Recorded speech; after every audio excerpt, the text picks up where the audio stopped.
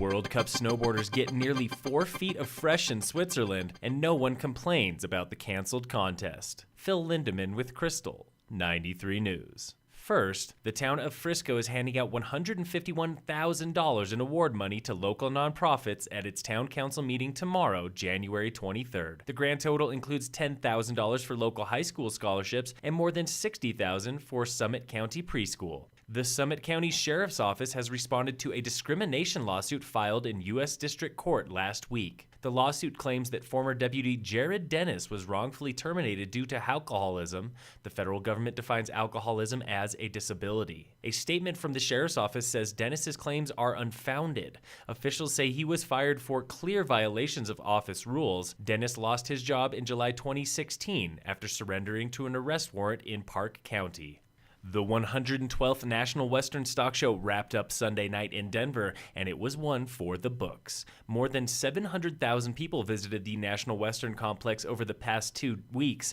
That's second only to the stock show's 100th anniversary in 2006, when 725,000 people visited.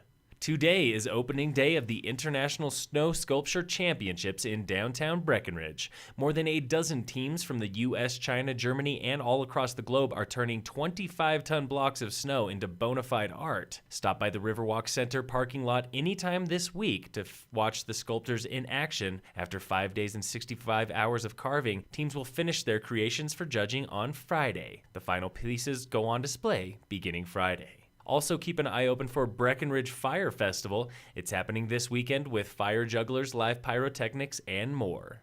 They were greasing light poles in Philadelphia to keep Eagles fans from scaling them this Sunday. This from ABC News. A team of police known jokingly as Crisco cops literally greased light poles around Philly in anticipation of the Eagles' victory over the Vikings yesterday. And it mostly worked, but several fans were still arrested for partying a little too hard. The Eagles play the Patriots in Super Bowl 52 on February 4th.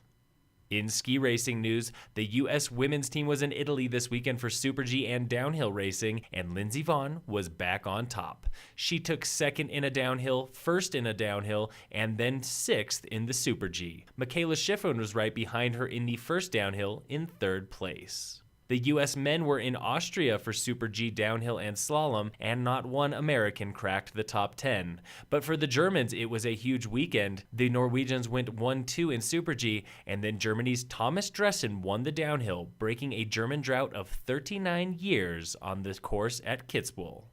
Olympians and Olympic hopefuls were throwing down in Mammoth Mountain this weekend for World Cup points and one last shot at the U.S. team. Skier Carolyn Clare took third in women's slopestyle yesterday, while the U.S. men did not crack the top 5. McCrae Williams took 6th, and Bobby Brown finished in 11th. Out in Switzerland, snowboard slopestyle was canceled for too much powder. Laax got buried under 47 inches in 3 days, but they cleared the pipe in time for Yuri Podlachikov to win the men's title yesterday.